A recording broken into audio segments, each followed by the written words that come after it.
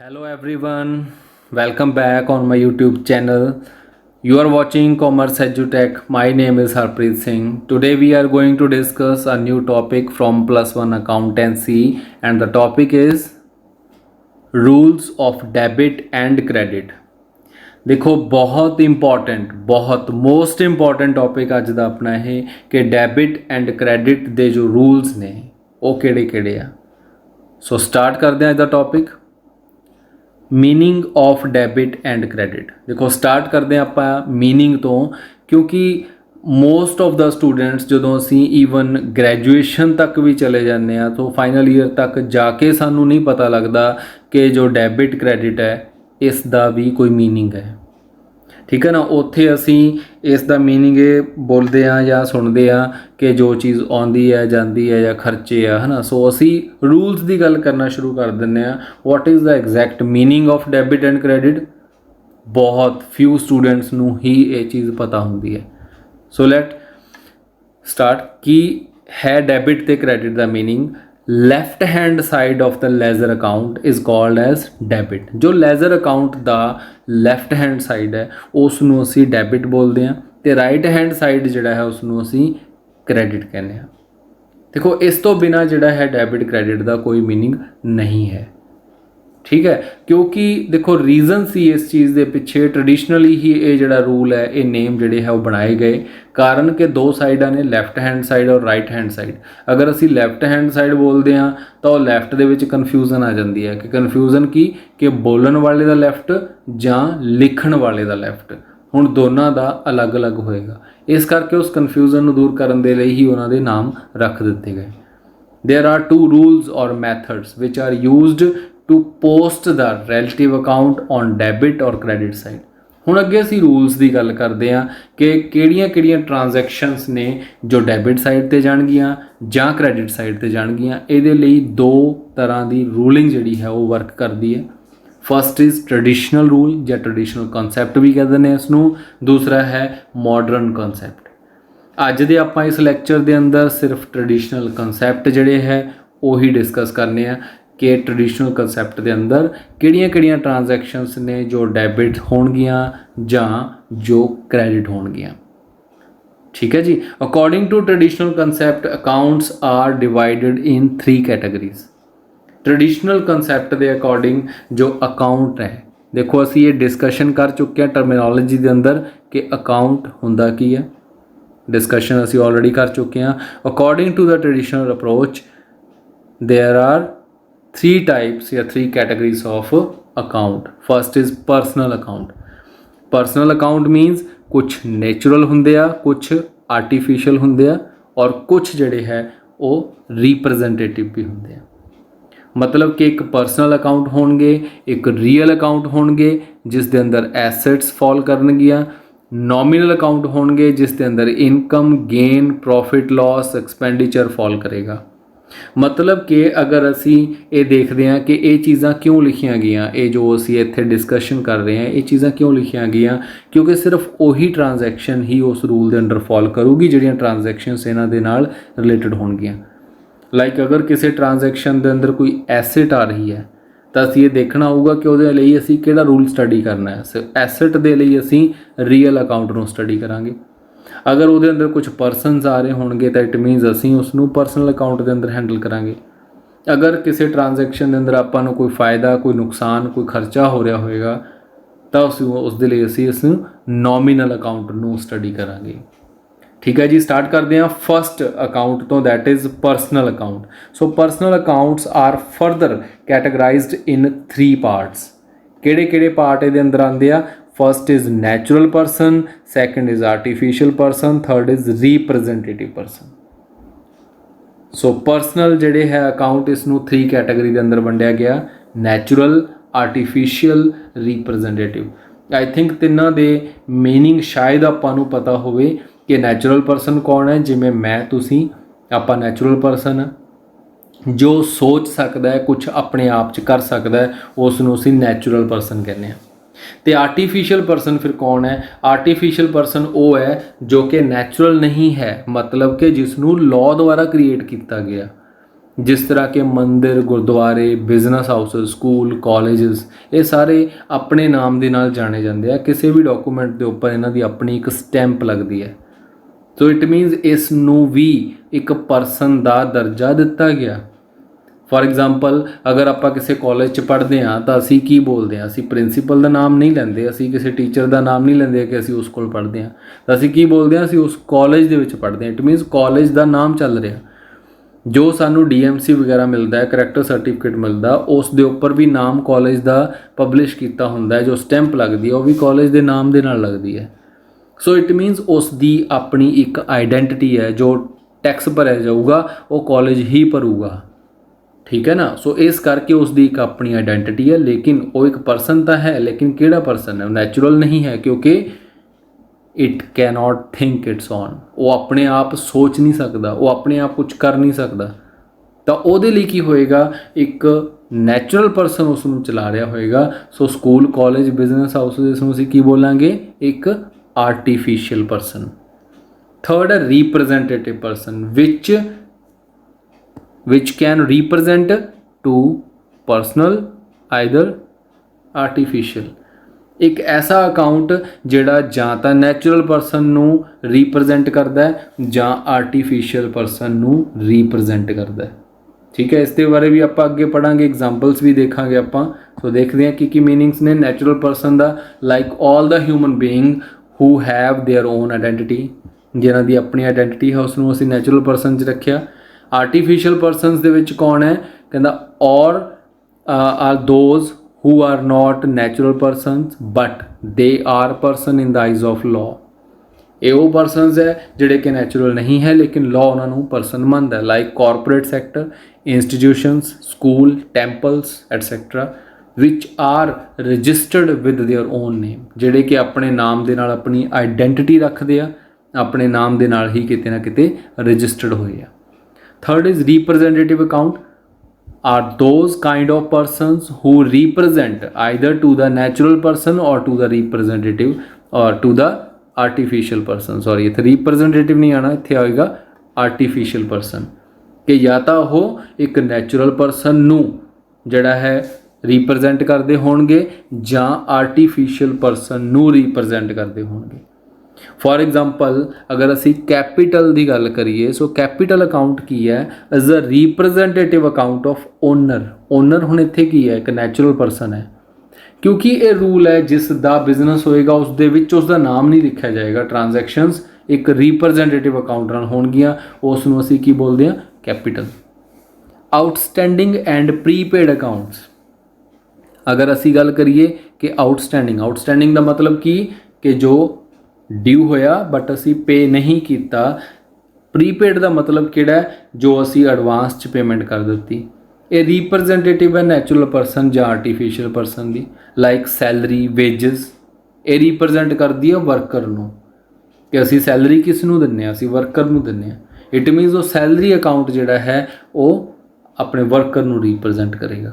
ਸੋ ਇਸ ਤਰ੍ਹਾਂ ਕੁਝ ਜਿਹੜੇ ਪਰਸਨਸ ਨੂੰ ਰਿਪਰੈਜ਼ੈਂਟ ਕਰਦੇ ਆ। ਕੁਛ ਅਗਰ ਇੱਥੇ ਦੇਖੋ ਕੱਲੀ ਸੈਲਰੀ ਜਾਂ ਕੱਲੀ ਵੇਜਸ ਦੀ ਅਸੀਂ ਗੱਲ ਨਹੀਂ ਕਰਦੇ। ਇਹ ਸੈਲਰੀ ਔਰ ਵੇਜਸ ਜਿਹੜੀ ਹੈ ਇਹ ਕੀ ਹੈ? ਇਹ ਆਊਟਸਟੈਂਡਿੰਗ ਜਾਂ ਪ੍ਰੀਪੇਡ ਸੈਲਰੀ ਔਰ ਵੇਜਸ ਹੈ, ਠੀਕ ਹੈ। ਇਸ ਕਰਕੇ ਜੋ ਆਊਟਸਟੈਂਡਿੰਗ ਸੈਲਰੀ ਜਾਂ ਪ੍ਰੀਪੇਡ ਸੈਲਰੀ, ਆਊਟਸਟੈਂਡਿੰਗ ਵੇਜਸ ਜਾਂ ਪ੍ਰੀਪੇਡ ਵੇਜਸ ਹੈ ਉਹ ਰਿਪਰੈਜ਼ੈਂਟ ਕਰਨਗੀਆਂ ਉਹਨਾਂ ਵਰਕਰਸ ਨੂੰ। ਕਲੀਅਰ। ਸੋ ਰੂਲ ਕੀ ਹੈ ਪਰਸਨਲ ਅਕਾਊਂਟ ਦਾ? रूल है debit the receiver, credit the giver.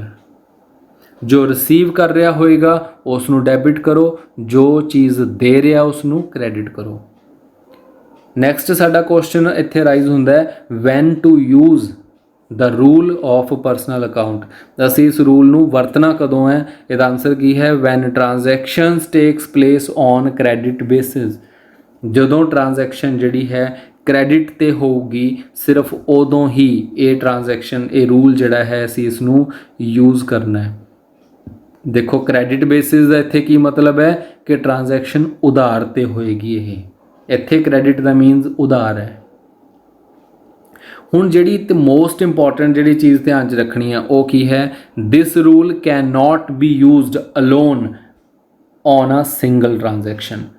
ਕਿਸੇ ਸਿੰਗਲ ਟ੍ਰਾਂਜੈਕਸ਼ਨ ਦੇ ਅੰਦਰ ਅਗਰ ਅਸੀਂ ਗੱਲ ਕਰੀਏ ਕਿ ਇਹੀ ਰੂਲ ਡੈਬਿਟ ਤੇ ਕ੍ਰੈਡਿਟ ਲਈ ਯੂਜ਼ ਕੀਤਾ ਜਾਏ, ਇਹ ਨਹੀਂ ਹੋ ਸਕਦਾ। ਇਹ ਰੂਲ ਸਿੰਗਲ ਨਹੀਂ ਵਰਤਿਆ ਜਾ ਸਕਦਾ, ਇਹ ਕਿਸੇ ਨਾ ਕਿਸੇ ਦੂਜੇ ਅਕਾਊਂਟ ਦੇ ਨਾਲ ਅਟੈਚ ਹੋ ਕੇ ਜਾਊਗਾ।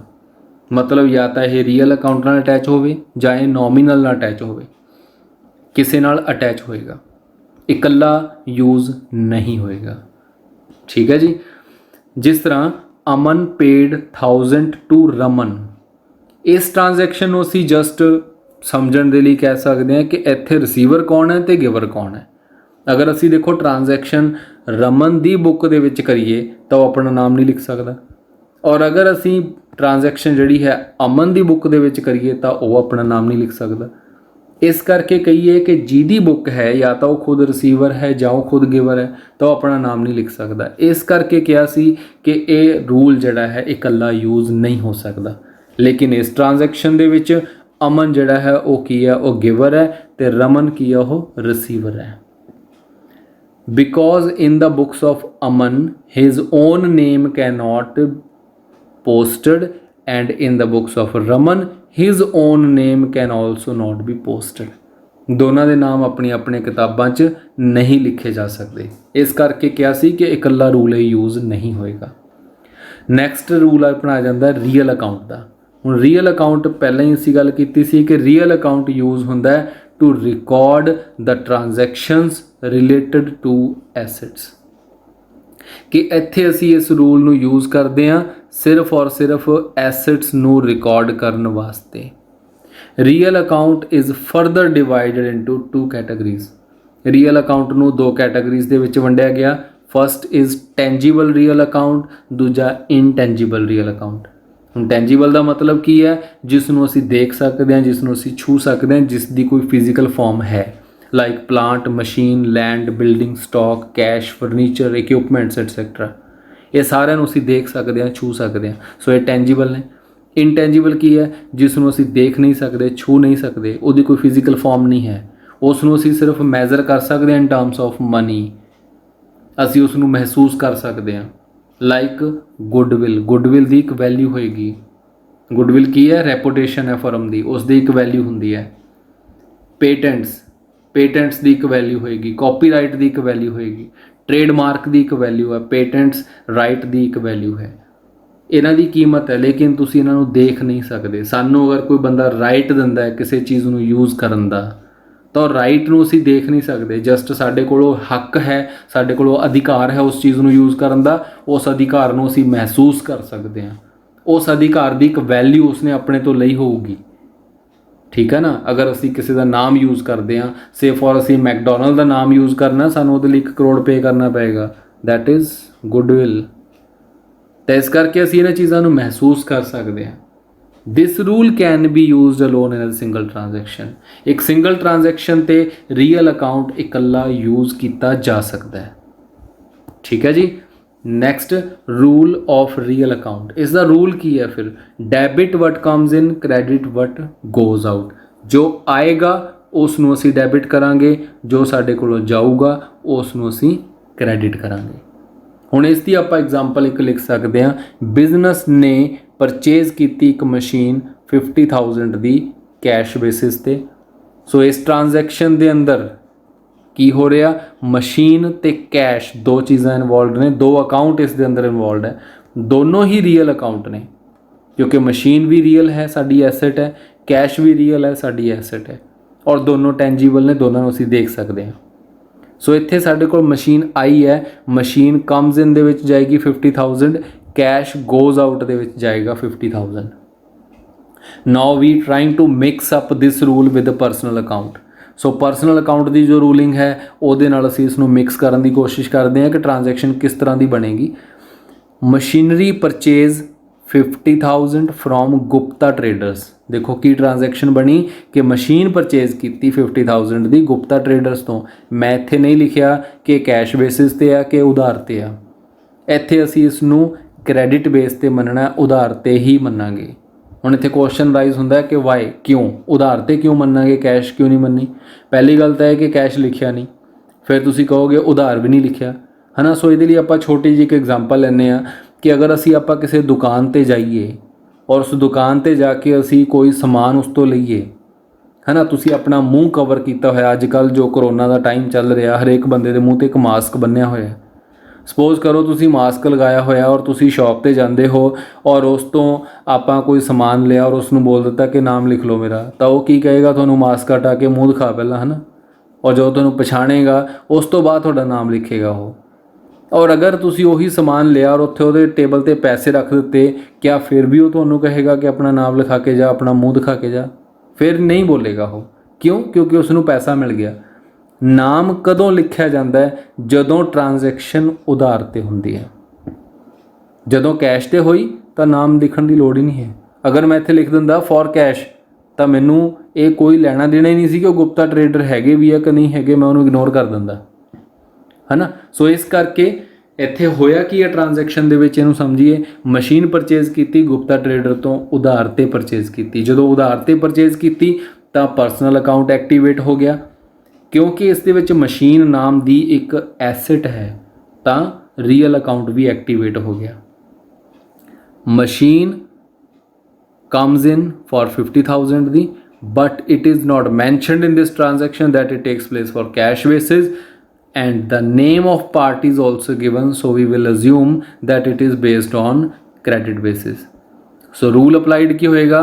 debit what comes in, debit what comes in ਕਿਹੜਾ? Real account. ਇੱਥੇ ਕੀ ਲਿਖਾਂਗੇ ਅਸੀਂ? ਮਸ਼ੀਨ, ਉਸ ਨੂੰ ਅਸੀਂ ਡੈਬਿਟ ਕਰਾਂਗੇ ਜੋ ਕਮਸ ਇਨ ਹੋਈ ਹੈ। ਕ੍ਰੈਡਿਟ ਵਟ ਦ ਗਿਵਰ, ਕ੍ਰੈਡਿਟ ਦਾ ਗਿਵਰ, ਜੋ ਦੇਣ ਵਾਲਾ ਸੀ ਉਸ ਨੂੰ ਅਸੀਂ ਕ੍ਰੈਡਿਟ ਕੀਤਾ। ਇਹ ਰੂਲ ਇੱਥੇ ਯੂਜ਼ ਹੋਇਆ ਪਰਸਨਲ ਅਕਾਊਂਟ ਦਾ। ਸੋ ਦੇਣ ਵਾਲਾ ਕੌਣ ਹੈ? ਗਿਵਰ ਕੌਣ ਹੈ? That is Gupta traders. So ਉਸ ਨੂੰ ਅਸੀਂ ਕ੍ਰੈਡਿਟ ਕਰਾਂਗੇ।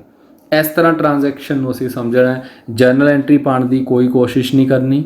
ਹਜੇ ਅਸੀਂ ਸਿਰਫ ਇਹ ਸਮਝਣਾ ਕਿ ਰੂਲਿੰਗ ਨੂੰ ਅਪਲਾਈ ਕਿਵੇਂ ਕਰਨਾ ਕਿਸੇ ਟ੍ਰਾਂਜੈਕਸ਼ਨ ਦੇ ਉੱਪਰ।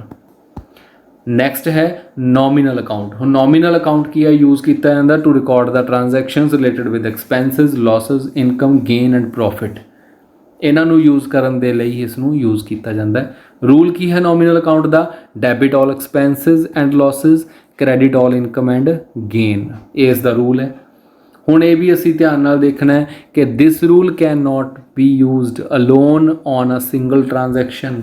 ਕਿਸੇ ਇੱਕ ਸਿੰਗਲ ਟ੍ਰਾਂਜੈਕਸ਼ਨ ਦੇ ਅੰਦਰ ਇਹ ਰੂਲ ਇਕੱਲਾ ਯੂਜ਼ ਨਹੀਂ ਹੋਣਾ। ਕਾਰਨ ਇੱਕ ਟ੍ਰਾਂਜੈਕਸ਼ਨ 'ਚ ਜਾਂ ਤਾਂ ਸਾਨੂੰ ਖਰਚਾ ਹੋਊਗਾ ਜਾਂ ਸਾਨੂੰ ਇਨਕਮ ਹੀ ਹੋਏਗੀ, ਜਾਂ ਸਾਨੂੰ ਲਾਸ ਹੋਊਗਾ ਜਾਂ ਸਾਨੂੰ ਗੇਨ ਹੋਊਗਾ। ਇੱਕੋ ਹੀ ਟ੍ਰਾਂਜੈਕਸ਼ਨ 'ਚ ਇਹ ਨਹੀਂ ਹੋ ਸਕਦਾ ਕਿ ਮੈਨੂੰ ਖਰਚਾ ਵੀ ਹੋ ਜੇ, ਮੈਨੂੰ ਉਸੇ ਚੀਜ਼ 'ਚੋਂ ਫਾਇਦਾ ਵੀ ਹੋ ਜੇ ਔਰ ਉਸੇ ਚੀਜ਼ 'ਚੋਂ ਮੈਨੂੰ ਨੁਕਸਾਨ ਵੀ ਹੋ ਜੇ। ਇਹ ਨਹੀਂ ਹੋ ਸਕਦਾ, ਠੀਕ ਹੈ। ਸੋ ਇਕੱਲਾ ਰੂਲ ਦੇ ਉੱਪਰ ਇਹ ਜਿਹੜਾ ਹੈ ਟ੍ਰਾਂਜੈਕਸ਼ਨ 'ਤੇ ਯੂਜ਼ ਨਹੀਂ ਹੋਏਗਾ। because it is not possible that there is a loss as well as income in a single transaction। so ਇਹ ਨਹੀਂ ਹੋ ਸਕਦਾ ਕਿ ਇਕੱਲੀ ਟ੍ਰਾਂਜੈਕਸ਼ਨ ਦੇ ਅੰਦਰ ਲਾਸ ਵੀ ਹੋਵੇ ਔਰ ਇਨਕਮ ਵੀ ਹੋਵੇ। ਜਿਸ ਤਰ੍ਹਾਂ ਆਪਾਂ ਗੱਲ ਕਰਦੇ ਹਾਂ ਸੈਲਰੀ ਪੇਡ, ਇਹ ਹੁਣ ਮਿਕਸ ਹੋ ਕੇ ਜਾਊਗਾ ਕਿਸੇ ਨਾ ਕਿਸੇ ਨਾਲ। ਜਿਵੇਂ ਅਸੀਂ ਗੱਲ ਕਰਦੇ ਹਾਂ ਸੈਲਰੀ ਪੇਡ, ਸੈਲਰੀਜ਼ ਕੀ ਆ ਸਾਡੇ ਲਈ? ਖਰਚਾ, ਔਰ ਪੇਡ ਮਤਲਬ ਸੈਲਰੀ ਅਸੀਂ ਪੇ ਕਰ ਦਿੱਤੀ। ਕਿਵੇਂ? ਕੈਸ਼ ਗਿਆ ਹੋਊਗਾ ਸਾਡੇ ਕੋਲੋਂ, ਇੱਕ ਇਹਦੇ ਵਿੱਚ ਕੀ ਆ? ਖਰਚਾ ਹੋਇਆ, ਦੂਸਰੇ ਪਾਸੇ ਕੀ ਹੈ? ਸਾਡੇ ਕੋਲ ਕੈਸ਼ ਗਿਆ, ਮਤਲਬ ਰੀਅਲ ਅਕਾਊਂਟ। ਇੱਥੇ ਅਸੀਂ ਗੱਲ ਕਰਦੇ ਹਾਂ ਕਿ nominal plus real account. Rent paid nominal plus real, electricity bill payment nominal plus real account, commission receive. ਹੁਣ ਇੱਥੇ ਸਾਡੇ ਕੋਲ ਕੁਛ ਆਇਆ, ਡੈਬਿਟ ਵਟ ਕਮਸ ਇਨ, ਕੀ ਆਇਆ? ਕਮਿਸ਼ਨ। ਕੀ ਹੈ ਮੇਰੇ ਲਈ? ਇਨਕਮ। ਤਾਂ ਇਨਕਮ ਕੀ ਹੈ? Nominal account. ਇਸ ਕਰਕੇ ਇੱਥੇ ਰੂਲ ਕੀ ਬਣਿਆ? ਰੀਅਲ ਅਕਾਊਂਟ ਨਾਲ ਕੀ ਹੈ? Nominal account. Cash sale, it doesn't mean ਕਿ ਮੈਂ ਕੈਸ਼ ਹੀ ਵੇਚ ਦਿੱਤਾ। ਇਹਦਾ ਮਤਲਬ ਮੈਂ ਸਮਾਨ ਵੇਚਿਆ। ਹੁਣ ਸਮਾਨ ਵੇਚਿਆ, ਕੈਸ਼ ਦੇ ਬਦਲੇ ਵੇਚਿਆ। ਸੋ ਇੱਕ ਪਾਸੇ ਸੇਲ ਕੀ ਹੈ? ਮੇਰੇ ਲਈ ਇਨਕਮ ਹੈ, ਔਰ ਦੂਜੇ ਪਾਸੇ ਮੇਰੇ ਕੋਲ ਕੀ ਹੈ? ਕੈਸ਼ ਆ ਗਿਆ। ਹੁਣ income means nominal account, cash means real account. So real plus nominal.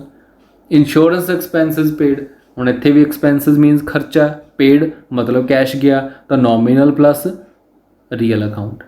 all the above transactions are related with the nominal account and real account।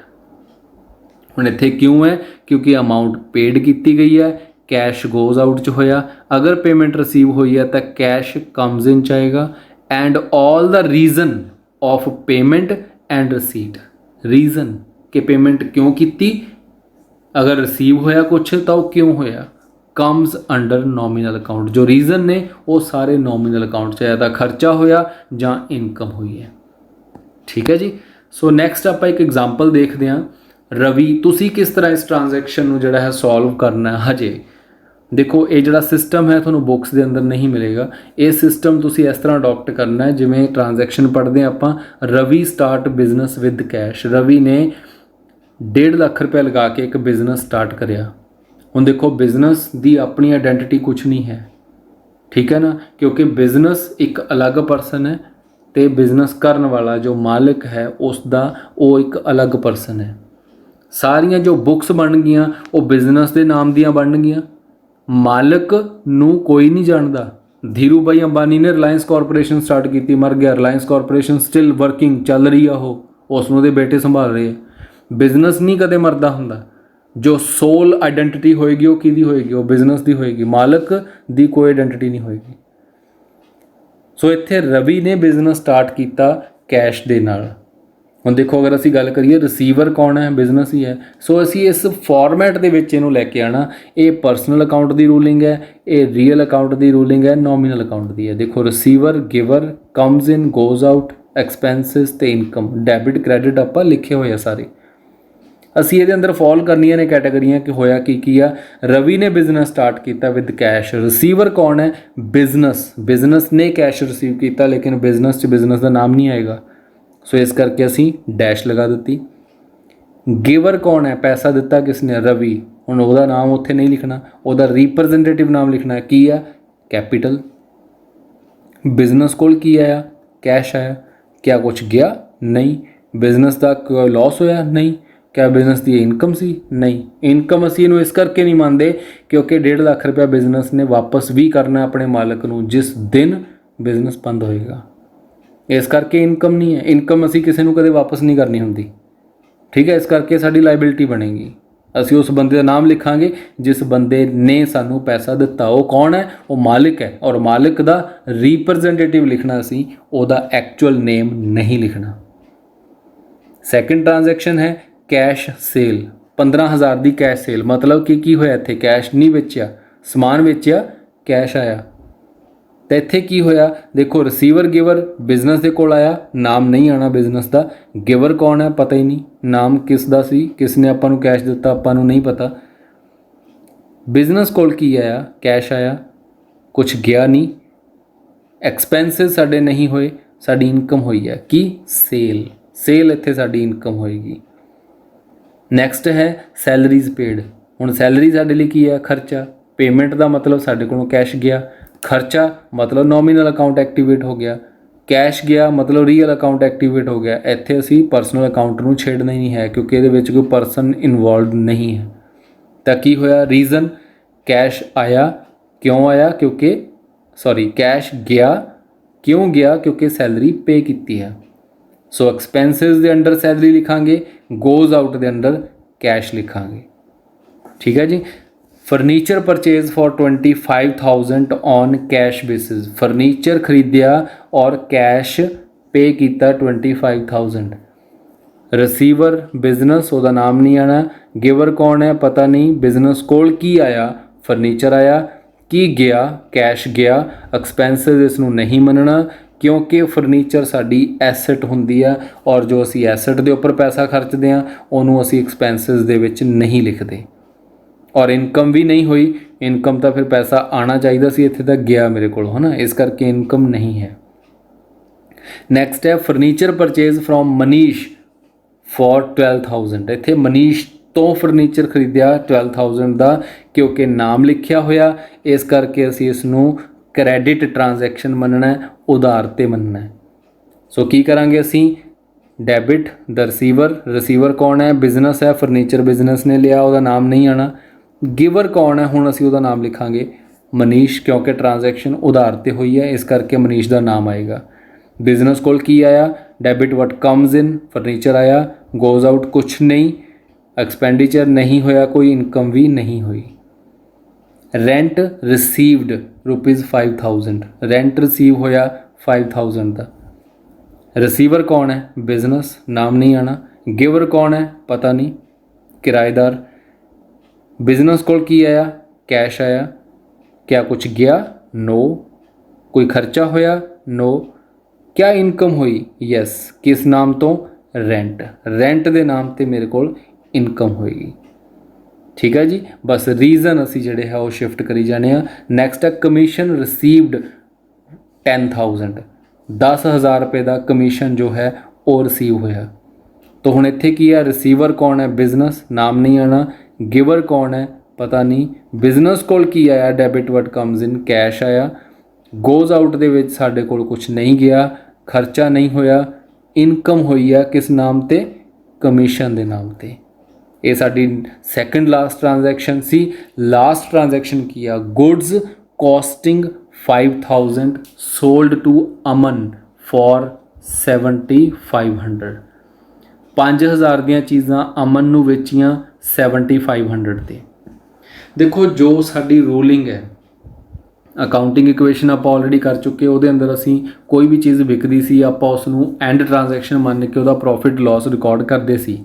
But general ਦੇ ਵਿੱਚ ਇਹੀ ਫਰਕ ਹੋਊਗਾ ਕਿ ਆਪਾਂ ਉਹਨਾਂ ਦਾ ਪ੍ਰੋਫਿਟ ਲਾਸ ਉੱਥੇ ਰਿਕਾਰਡ ਨਹੀਂ ਕਰਨਾ। ਜਿਵੇਂ ਜਿਵੇਂ ਆਪਾਂ ਕਰਾਂਗੇ ਆਪਾਂ ਨੂੰ ਸਮਝ ਆ ਜਾਊਗੀ ਟੌਪਿਕ ਇਹ।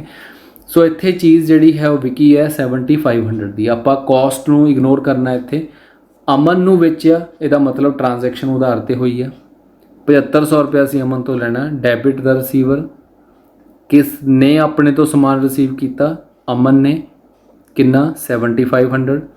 गिवर कौन है? बिजनेस आप है, ਉਹਦਾ नाम नहीं आएगा। बिजनेस कोल कुछ नहीं आया क्योंकि ट्रांजैक्शन उधार ते हुई है। कुछ गया नहीं है साडे कोलों। मेरा कोई खर्चा नहीं होया। मेरी एक इनकम हुई है किस नाम ते? सेल दे नाम ते। कितनी इनकम होएगी? 7,500। हाँ अलग गल है जो असी प्रॉफिट या लॉस नू फाइंड आउट करांगे तो ਉਹਦੇ अंदर जरूर आऊगा कि 7,500 माइनस 5,000 इज इक्वल टू 2,500। ਉਹ ਮੇਰਾ ਪ੍ਰੋਫਿਟ ਆ ਜਾਊਗਾ। ਸੋ ਉਹਦਾ ਟ੍ਰੀਟਮੈਂਟ ਇੱਕ ਅਲੱਗ ਹੋਏਗਾ। ਹਲੇ ਅਸੀਂ ਉਹ ਪ੍ਰੋਫਿਟ ਰਿਕਾਰਡ ਨਹੀਂ ਕਰਨਾ। ਠੀਕ ਹੈ ਜੀ। Thanks for watching the video. I hope ਕਿ ਸਾਰਾ ਟੌਪਿਕ ਤੁਹਾਨੂੰ ਸਮਝ ਆ ਗਿਆ ਹੋਊਗਾ ਅੱਜ ਦਾ, ਕਿ ਰੂਲਿੰਗ ਅਸੀਂ ਜਿਹੜੀ ਹੈ ਉਹ ਕਿਸ ਤਰ੍ਹਾਂ ਅਡੋਪਟ ਕਰਨੀ ਹੈ ਟ੍ਰਾਂਜੈਕਸ਼ਨਸ ਨੂੰ ਰਿਕਾਰਡ ਕਰਨ ਦੇ ਟਾਈਮ 'ਤੇ। ਕਿਉਂਕਿ ਅਸੀਂ ਇਹ ਬੁੱਕ ਕੀਪਿੰਗ ਦਾ ਕੰਸੈਪਟ ਜਿਹੜਾ ਹੈ ਸ਼ੁਰੂ ਕੀਤਾ, ਰਿਕਾਰਡਿੰਗ ਦਾ ਜਰਨਲ ਦੇ ਵਿੱਚ ਅਸੀਂ ਰਿਕਾਰਡ ਕਰਨੀਆਂ ਨੇ। ਅੱਜ ਅਸੀਂ ਟ੍ਰੈਡੀਸ਼ਨਲ ਕੰਸੈਪਟ ਜਿਹੜਾ ਹੈ ਉਸ ਨੂੰ ਸਮਝੇ ਔਰ ਤੁਸੀਂ ਟ੍ਰਾਂਜੈਕਸ਼ਨਸ ਨੂੰ ਸਮਝ ਕੇ ਜਿਸ ਤਰ੍ਹਾਂ ਆਪਾਂ ਇਸ ਦਾ ਪਰਫਾਰਮਾ ਇੱਕ ਤਿਆਰ ਕੀਤਾ, ਜਿਸ ਤਰ੍ਹਾਂ ਅਸੀਂ ਉਹਦੇ ਅੰਦਰ ਉਸ ਟ੍ਰਾਂਜੈਕਸ਼ਨਸ ਨੂੰ ਲੱਭਣਾ ਸਿੱਖਿਆ ਕਿ ਰਿਸੀਵਰ ਕੌਣ ਹੈ, ਗਿਵਰ ਕੌਣ ਹੈ, ਵਟ ਕਮਸ ਇਨ, ਵਟ ਗੋਜ਼ ਆਊਟ, ਐਕਸਪੈਂਸਿਸ, ਇਨਕਮ। ਤੁਸੀਂ ਇਸੇ ਤਰ੍ਹਾਂ ਟ੍ਰਾਂਜੈਕਸ਼ਨਸ ਨੂੰ ਲੱਭਣ ਦੀ ਕੋਸ਼ਿਸ਼ ਕਰਨੀ ਹੈ। ਜਰਨਲ ਐਂਟਰੀਜ਼ ਪਾਉਣ ਦੀ ਕੋਸ਼ਿਸ਼ ਹਜੇ ਨਹੀਂ ਕਰਨੀ। ਠੀਕ ਹੈ ਜੀ। ਹੋਪਫੁਲੀ ਕਿ ਟੌਪਿਕ ਤੁਹਾਨੂੰ ਸਮਝ ਆ ਗਿਆ ਹੋਊਗਾ। So keep supporting the channel, like, subscribe and share for the next update. Thank you.